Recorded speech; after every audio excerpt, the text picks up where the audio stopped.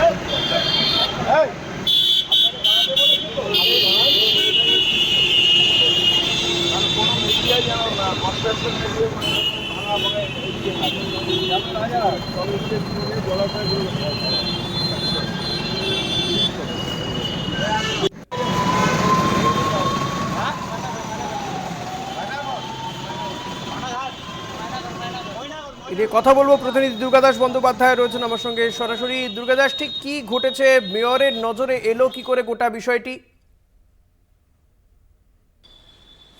দেখো, তোমাকে এই বিষয়ে বলে রাখি যে আজ সকালবেলায় মেয়র ফিরহাদ হাকিম যখন চেতলার বাড়ি থেকে বেরিয়ে এই ডায়মন্ড হারবার রোড ধরে জোকাতে আসছিলেন এবং জোকাতে বড় ষোলোতে তার একটি অ্যাডমিনিস্ট্রেটিভ বৈঠকে তিনি যোগ দিতে আসছিলেন, ঠিক সেই সময় এই ডায়মন্ড হারবার রোড ধরেই তিনি দেখেন যে উল্টো দিকে বেশ কিছু ট্রাক অবৈধ, তার মনে হয়েছে, তার কারণ ট্রাকের যে নাম্বার প্লেট, সেই নাম্বার প্লেট প্রায় অস্পষ্ট, প্রচুর ধোঁয়া নির্গত হচ্ছে, বোঝাই যাচ্ছে যে তিনি মনে করেছেন যে এটা পলিউশনের সার্টিফিকেট নেই।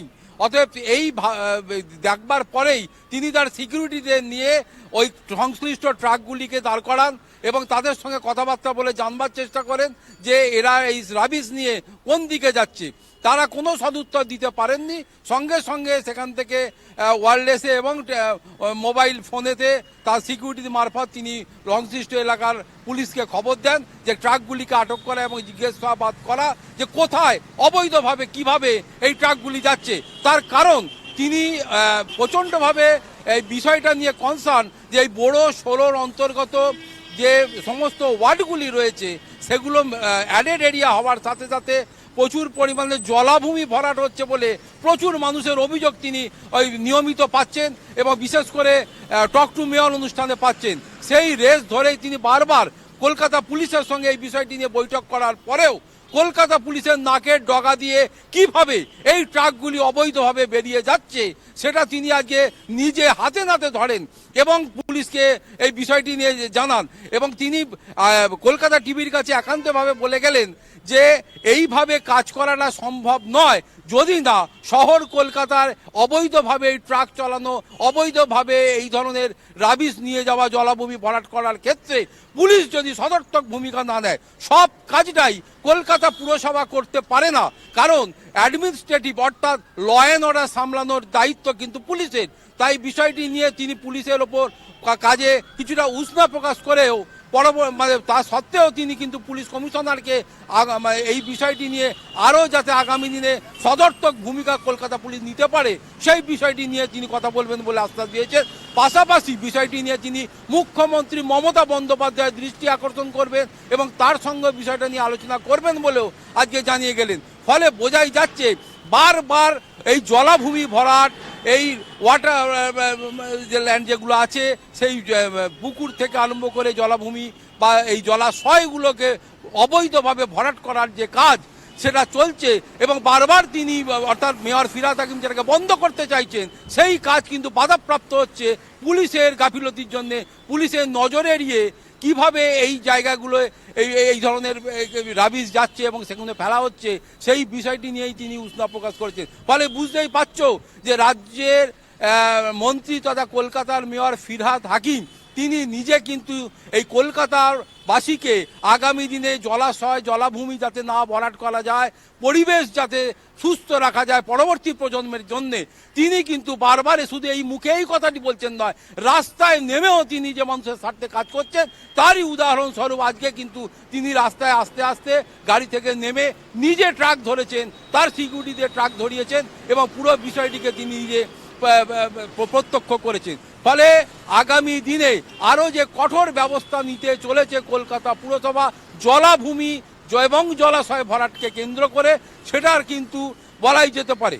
একদমই, অনেক ধন্যবাদ দুর্গাদাস। কথা বলছিলেন আমাদের প্রতিনিধি দুর্গাদাস বন্দ্যোপাধ্যায়ের সঙ্গে। মেয়র ফিরহাদ হাকিম তিনি নিজে রাস্তায় নেমে এই অবৈধ রাবিশ বোঝাই ট্রাক ধরেছেন এবং গোটা বিষয়টি তিনি পুলিশের নজরে নিয়ে এসছেন এবং পুলিশের ভূমিকা নিয়েও কিন্তু তিনি উষ্মা প্রকাশ করেছেন যে কেন কলকাতা পুরসভার কাউকেই বা পুরসভাকে এই ক্ষেত্রে সদর্থক ভূমিকা নিতে হবে, কেন পুলিশ সদর্থক ভূমিকা নিচ্ছে না, তা নিয়েও তিনি প্রশ্ন তুলেছেন। রাবিশ বোঝাই ট্রাক মেয়র ফিরহাদ হাকিম তিনি নিজে ধরলেন। আজ সকালে চেতলা বাড়ি থেকে বের হয়ে ডায়মন্ড হারবার রোড ধরে তিনি যখন যাচ্ছিলেন বোরো 16-তে প্রশাসনিক বৈঠক করতে, সেই সময়ই বিষয়টি নজরে আসে মেয়র ফিরহাদ হাকিমের। এ নিয়ে মেয়র ফিরহাদ হাকিম কি বলছেন শোনাবো।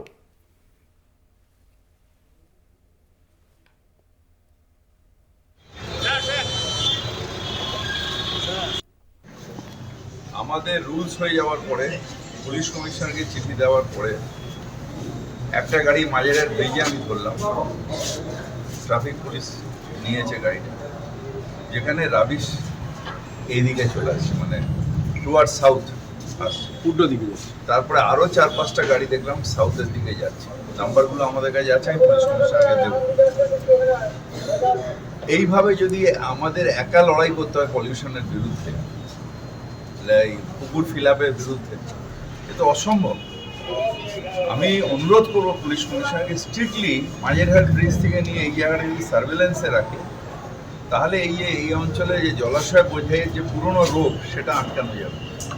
কারণ আমরা সিএনডি প্ল্যান্ট বসেছি, যদি কোথাও বাড়ি ভাঙে সে তার বাধ্য হচ্ছে সে সিএনডি প্ল্যান্টে, তাহলে এতগুলো রাবিশের গাড়ি কী করে যায়? গাড়িগুলো সব 15 বছরের পুরনো লরি, তার মধ্যে নাম্বারও নেই অর্ধেক। এইভাবে যদি চলে তাহলে তো পলিউশনের বিরুদ্ধে একা লড়াই কীভাবে করবো? বিষয়টা কি মুখ্যমন্ত্রী নজরে আনবেন? মুখ্যমন্ত্রী নিশ্চিতভাবে বলবো, কিন্তু মুখ্যমন্ত্রীরও কিছু করার থাকবে না যদি এখানে গ্রাউন্ড অ্যাক্টিভিটিসটা বলবো।